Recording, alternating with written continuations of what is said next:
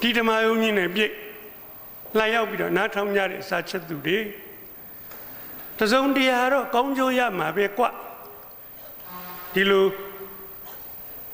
သိမြင်ယူဆပြီးတော့လာကြတယ်လို့နားလည်ပါတယ်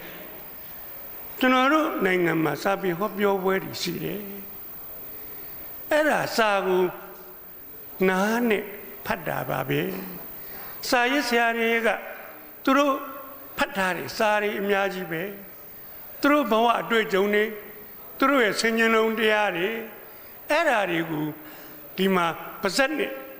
ပြောတာစာရေးပြတယ်လို့ပြောတာပါပဲကောင်းနိုးရာရာတွေကောင်းကျိုးရှိမယ်ထင်တာတွေပြောတာပါပဲအဲ့ဓာတွေကိုနားထောင်ရတော့စာမဖတ်ရင်တောင်မှစာအများကြီးဖတ်တယ်လို့ပဲ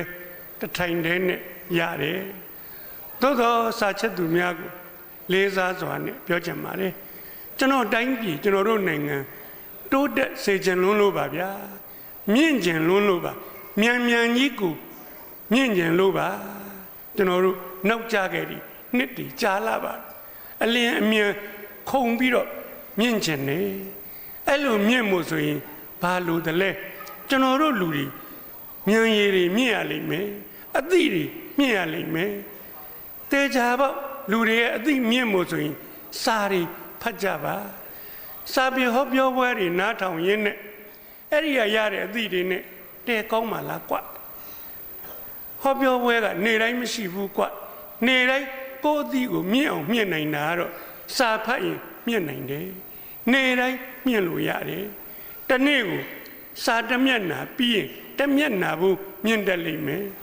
တလကိုစာတအုပ်ပြီးရင်တဥစ္စာမြင့်တက်လိမ့်မယ်နော်တလကိုစာတအုပ်ပြီးရင်တဥစ္စာမြင့်တက်လိမ့်နောက်တော့3ရက်တုပ်ပြီးရင်တလကို10အုပ်ပြီးလိမ့်မယ်အဲ့လိုနီးနဲ့စာအုပ်50တရားဖတ်ပြီးရင်လူတယောက်ရဲ့အသိအမြင်ဆင်ញံုံတရားအလိမ္မာတရားတွေအများကြီးမြင့်သွားလိမ့်မယ်အဲ့လိုလူတွေကိုလိမ်ဖို့ညာဖို့မလွယ်ဘူးမဟုတ်ရင်ကျွန်တော်တို့ကလိမ်လို့ညာလို့သိလွယ်တာပဲအပေါ်စားလူလိမ်နေတောင်မှကျွန်တော်တို့ကိုလိမ်သွားမှာပဲမင်္ဂလာတုံမှာပြင်းမဲ့ဇေရန်လေးရှိတယ်အဲ့ဒီမှာလူတယောက်ကမွေးလမ်းမဲပြဆေးရောက်နေတယ်သူ BBI ကမွေစေးနာမည်ကြီးတာတခြားဟုတ်ပါရောလားသူကကချင်ပြည်နယ်ကတဲ့ရွက်တီခူးလာပြီးတော့သွင်းတာအဲ့ဒီဟာကို BBI ကဆေးဖော်တာဒါကြောင့်မို့လို့အဲ့ဒီ BBI ဆေးကနာမည်ကြီးနေတာပေါ့ဟာကျွန်တော်ကလည်းသွားရင်လာရင်နဲ့ရက်ပြီးတော့နားထောင်ဒီကောင်မရိုင်းလာပါလားရေးယူလို့ရတယ် BBI မွေစေးကဘယ်သေးရမှမပါဘူးမွေစိတ်ကနေပြီးတော့အစင်းစင်းရင်ပါအောင်လုပ်ပြီးတော့မှဆေးဖြစ်နေဖော်ဆက်ရတာအဲ့ဒါကိုသူကသိရွက်တွေနဲ့လုပ်တယ်အဲ့ဒီသိရွက်ကိုဘယ်လိုရဟိုးကချင်ပြည်နယ်မှာကချင်ကြီးလင်မယားတောင်ရသွားခုတ်နေနဲ့မွေစိုးတကောင်ကကချင်မကြီးကိုချီပမိုးပေါက်အစွဲရနှစ်ခုပေါက်သွားတော့ကချင်မကြီးဘိုင်းကနေလဲကြသေကိုသွားတာငါမိမကိုပေါက်တတ်တဲ့မွေနေလက်သေးပြီးတော့ကချင်ကြီးတောင်ရတာနဲ့ခုတ်ထပ်ပိုင်းပြတ်ထွက်သွားတယ်မွေကြီးလည်းသေအဲ့လိုတော့နောက်ထပ်မွေတကောင်ရှော့လာတယ်နောက်လာတဲ့ကောင်ကမွေဒီတဲ့ပထမသေသွားတာမွေမတဲ့သူပြောတာပဲဘယ်လိုလုပ်ခွဲတော့မသိဘူးလာပြန်ပြီတကောင်မင်းလည်းသေပြီးတော့ခုတ်မယ်လို့တော့အဲ့ဒီမွေကပြန်ဝင်သွားတယ်ကြောက်တယ်ဒီကောင်ပြေးပြီလို့ထင်တာမဟုတ်ဘူးတဲ့ခဏနေတော့သိရွက်တွေချီပြီးတော့ပြန်လာတယ်။အော်ထူးဆန်းပါလား။ဘာလို့မလို့ပါလိမ့်ကချင်ကြီးကမခုတ်ဘူးကြည်နေတယ်။ထပ်ပိုင်းပြတ်သွားတဲ့မွေကချင်ဓာတ်နဲ့ခုတ်တာဗျနော်ပြတ်တယ်ဆိုတာလွန့်ထွက်သွားမှာမွေကပြိုင်ငင်လေးနေတာမဟုတ်ဘူးဗျနော်ခုံပေါက်လွန့်ထွက်သွားတာလူလွန့်ပြီးတော့မသေးခင်ကိုတော်တော်ခုံးနေအောင်မှာဘယ်လောက်ဝေးရောက်သွားတယ်မသိဘူးမဝေးတောင်မှခလန်းလန်းတော့ဖြစ်မှာပဲအဲ့ဒါကိုနောက်လာတဲ့မွေဒီက အဲ့ဒီပြတ်သွားတဲ့မွေမကိုတိတ်ပြီးတော့ဆက်တယ်စဉ်းစားအဲ့ဒီကောင်လက်လဲမပါဘူးလက်ပါတဲ့လူတော်မှာချောကြည့်ကြည့်မွေကိုတိတ်ဆက်ဖို့မလွယ်ဘူးတိတ်ဆက်ပြီးတော့တိုက်လာတဲ့သွေးကလေးနဲ့အဆက်နေရာကိုပုတ်တယ်အမာရွတ်တောင်မကြံဘူးအသက်ပြန်ရှင်သွားတယ်မွေနှကောင်ရှော့တော်တယ်ဝင်သွားဟာဒီသွေးကစွန့်မလားကချင်ကြီးကအဲ့ဒီသွေးကိုကောက်ယူသေသွားတဲ့သူမိမချီပမိုးကိုပုတ်တယ်အမာရွတ်တောင်မကြံဘူးမိမထထိုင်နေအဲ့ဒီသွေးတွေကိုကျွန်တော်သွင်းတာပဲအခုကျွန်တော်မှနည်းနည်းတော့ပါတယ်ဥရလူရမယ်တခါသုံးကို200နောက်ကြရင်မရဘူးကျွန်တော်ထင်တယ်လေတစ်စက်မှယုတ်တိမရှိဘူးအပေါ်စားညံပြင်းတဲ့လိန်ညာနီးပဲဘသူမှဝယ်မှာမဟုတ်ဘူးအောင်းမင်းအလူရက်ဝယ်ကြတယ်အလူရက်ဝယ်ကြတယ်နည်းနည်းပဲပါတယ်ဥရလူရမယ်ဆိုတာကုန်လည်းမသွားပါဘူးဟိုးရင်လေးစရာကောင်းလိုက်တာကျွန်တော်စိတ်ထဲမှာပင်မဆင်းရဲတယ်ဟောငါတို့လူတွေလိန်လို့ညာလို့လွယ်လာကြည်လားဒီတိုင်းပြည်ဘယ်လိုလုပ်ရပါမလဲသိရင်လေးစရာကောင်းပါလေရွာတရွာမှာမိမတယောက်ကလူကုန်ကူးလို့ရွာရဲ့သမီးပြိုကလေးတွေကိုလာပြီးတော့ခေါ်နေပြီဟိုးဘက်ကန်းရောက်လို့ရှိရင်တလကိုလက9သိန်းရမယ်ဘယ်လိုဝတ်ရမှာဘယ်လိုစားရမှာဆိုင်ကြီးတွေမှာလုံးရမှာမိဘကိုလစဉ်3သိန်းပို့နိုင်တယ်နေချင်းညချင်းချမ်းသာသွားလိမ့်မယ်ပြောတယ်မစားရဝကမန်းအဲ့ဒီမှာမိန်းကလေး3ယောက်ကလိုက်ညီတို့3ယောက်ထဲတော့နဲသေးတယ်10ယောက်လောက်လိုချင်တယ်ညီတို့တငယ်ချင်းတွေပြောမလီတိန်တဆင်းလိုက်ပြော9ယောက်ရပြီနှုတ်တော့3ရက်လောက်စီအောင်တော့9ယောက်ရပြီဟာပါကုန်ပြီ10ယောက်မရသေးလို့အဲ့ဒါဟိုဘက်ကန်းရောက်ရင်ဒုက္ခရောက်တော့မင်းကျွန်တော်ကမြဝတီကိုသွားဟောရတော့အဲ့ဒီလိုပဲမိန်းကလေးတွေမော်တော်ကားနဲ့တင်လာတယ်ရှင်လေးစရာကောင်းလိုက်တာစကတ်ကလေးတွေနဲ့ဘောင်းမီတိုလေးတွေနဲ့ပြန်လို့ဝတ်လို့ဆင်းလို့မြူလို့ပြောရလို့အိုးပြောနေလိုက်ကြတာဒုက္ခရောက်ခါနီးကလေးမှာပြောနေကြတာတရားဘောကမကူရဘူးချောင်းကိုဖြတ်ရတယ်သူတို့ချောင်းထဲမှာအများကြီးပဲဖြတ်နေကြတယ်ချောင်းတစ်ဖက်ကန်းကိုရောက်တာနဲ့ဒီကသွားတော့ကတော့တရွာထဲက9ယောက်ပေါ့ချောင်းဟိုဘက်ရောက်တာနဲ့သူ့လူနဲ့သူခွဲသွားလိုက်တာဟိုဘက်ကျတော့ပြန်စုံမှာပေါ့လို့ပြောတယ်တစ်သက်လုံးမစုံတော့ပါဘူးချောလာမင်းကလေးကအဲ့ဒီတောထဲမှာအရင်ဆုံးအပြိုကြီးပြက်ရှာပါတယ်ကျန်တဲ့မင်းကလေးတွေကဟိုဘက်မှာပြည်တစားတန်းမှာရောင်းစားပါတယ်တယောက်တလေအသက်ဆွန့်ပြီးတော့ထွက်ပြေးမိလို့ကတော့သေကောင်ပေါင်းလဲနှိမ့်ဆက်ခံရတယ်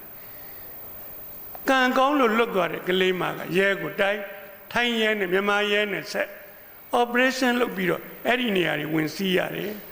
အဲ့တော့မြန်မာမင်းကလေးတွေအဲ့လိုနီးနဲ့ပြန်ကယ်ရတယ်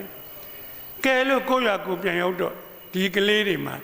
HIV ပိုးတွေပါလာပါပြီကိုယ့်ရွာကအပြစ်မဲ့တဲ့ရွာသားကလေးတွေနဲ့အိမ်အောင်ကြ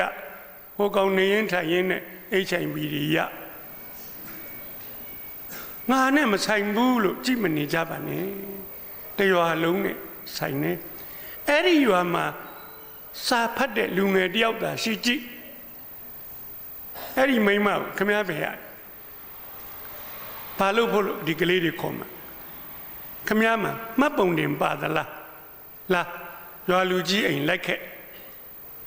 အဲ့ဒီလိုပြောမဲ့လူငယ်တယောက်တွေ့ပြီဆိုတာနဲ့အဲ့ဒီမိန်းမကြက်ပြောက်ငှက်ပြောက်ပျောက်သွားပါလိမ့်မယ်ကျွန်တော်တို့တေဝါလုံးကဘာမှမသိရွာလူကြီးတွေလည်းကြည့်နေတယ်မသိဘူးရင်လေးစရာဘယ်လောက်မြန်ကောင်းလိုက်တယ်လဲစာဖတ်ရင်ဒီလိုမခံရဘူး စာမဖတ်ရင်အလိမ်ညာမျိုးမျိုးခံရမယ်စာဆိုမျိုးမျိုးဖတ်ကျွန်တော်ကဘုရုံးကဒီဘိုးချုပ်ဈေးရှိဘက်နားမှာလေယာပြင်ဈေးဆိုတာရှိတယ်အဲ့လေယာပြင်ဈေးထဲမှာမျက်လှည့်ပြနေပြန်နေကျွန်တော်လည်းအဲ့ဒါမျိုးကိုဝါသနာပါတယ်ကျွန်တော်သွားရက်ကြည့်တယ်ဟန်ကြတယ်ကျွန်တော်အရက်ကရှည်တော့နောက်ကနေကြည့်ရင်လည်းအကုန်မြင်ရတယ်အဲ့ဒီမှာကလေးတယောက်ကိုပြိဿတဲ့ကရွေးထုတ်တော့သူကခေါ်တာပါတယောက်တော့လာပါဘယ်မှမထွက်တော့အဲ့ကောင်လေးတယောက်ထွက်လာအေးဟန်ကြတယ်ငါညီလာရတကယ်တော့သူ့လူပါပဲအလံရှူးပါပဲသူထဲထားတာအဲ့တော့မင်းကငါစိတ်ညှို့မယ်တဲ့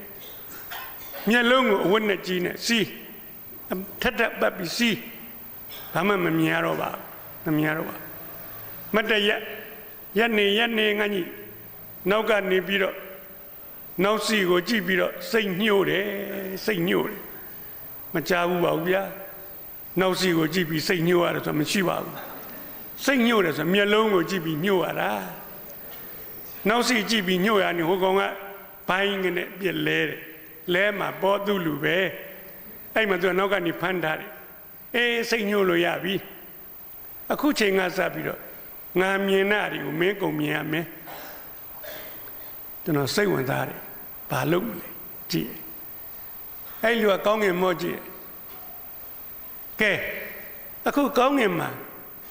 ငှက်ပနဲ့ကောင်ရှိလဲကွအကုန်လုံးမော့ကြည့်ကြတယ်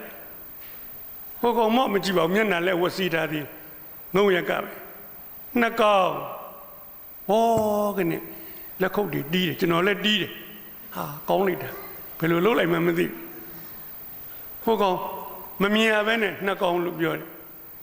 မော့ကြည့်ပဲအေးဒီတစ်ခါပဲနှစ်ကောင်လဲကွဟိုကောင်ကစဉ်းစားပြီးမှ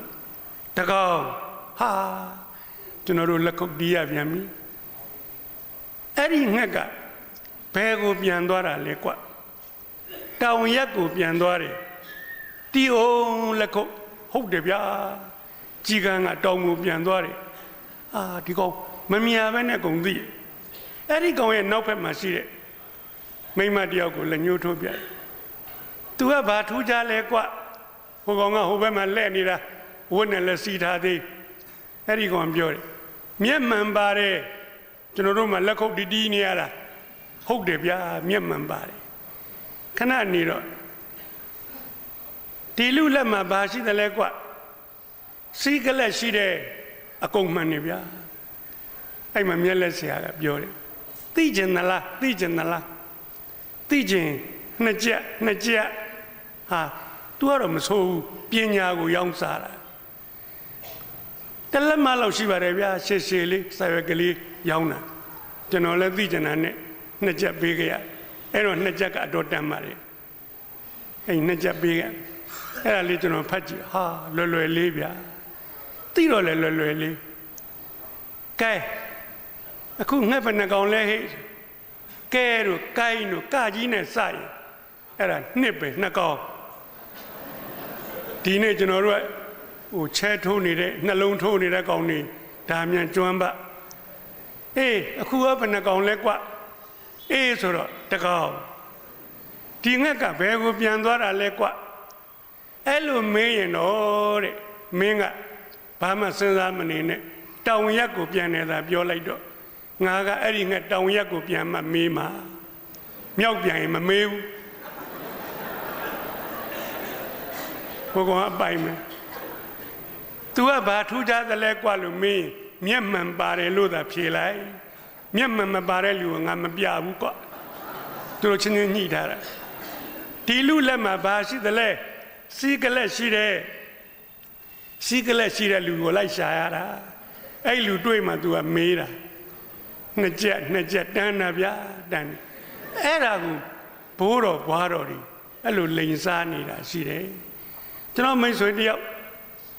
ပတ်စံတက်နိုင်တယ်သိတယ်နှစ်ဖြင့်က10နာရီလာခဲ့ဘိုးတော်ကချိန်ထားတယ်သွားတဲ့ခါကျတော့တင်းနေ3 4 5 6 9 10 9စပွဲပေါ်မှာကနန်းကိုလုံးရေးထားတယ်ကဲကိုမြင့်အဲ့ဒီကနန်းကိုလုံးနဲ့ခမည်းကြိုက်တဲ့ကနန်းကိုရွေးလိုက်နေဦးမရွေးခင်ခမည်းကိုပညာပြ စာရွက်ကလေးတစ်ပြက်ယူလိုက်ပြီးတော့ဘိုးတော်ကရေးတယ်စာလေးရေးပြီးတော့ခမည်းရွေးမဲ့ကဏ္ဍကိုကျွန်တော်ကြိုရေးထားမယ်ရေးပြီးပြီရှေ့ကသူစပွဲအန်ဆွဲတဲ့ရှေ့အန်ဆွဲတဲ့ကိုထည့်လိုက်ကဲကိုလူရွေးတော့ဟိုလူကကိုကဏ္ဍကိုထောက်တယ်ဘိုးတော်ကပြုံးပြီးတော့ကြော့ကြည့်တော့ပေးလိုက်တယ်ကိုမြင့်ကိုကဏ္ဍကိုရွေးလိုက်မည်ဟုကြိုတင်ဟောကိန်းထုတ်ထားသည်ဟာဟိုလူကြည့်ချက်ကိုအားသင့်တာမရေးခင်ကလေးကသူကြိုရွေးထားတာဟိုကောင်ဘာရွေးအမှန်းတော့မသိသေးဘူးအဲ့တော့ဟိုလူကပြောတယ်ကောင်းလားဘိုးတော်မကောင်းဘူးဒုက္ခရောက်မယ်ကိမ့်မယ်စိတ်မကောင်းဘူးအဲ့ဒီမှာဓာတ်ရိုက်ဓာတ်စင်နေခိုင်းတော့တာပဲ9000ကုန်သွားပါတယ်တကယ်ကတော့